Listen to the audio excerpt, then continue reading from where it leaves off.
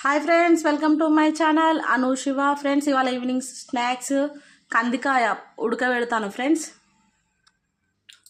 దీన్ని కుక్కర్లో 2 times clean చేసి ఆన్ చేసి ఒక 2-3 విజిల్స్ వచ్చే వరకు ఉడికించుకుందాం ఫ్రెండ్స్. ఉడికించుకుంటా 3 తీసుకున్నా, ఉడికింది. ఇప్పుడు దీంట్లో నేను 1 kg కందికాయ కాబట్టి నేను ఒక 2 spoons సాల్ట్ వేసుకుంటాను ఫ్రెండ్స్. 2 spoons సాల్ట్ వేసుకుంటాను.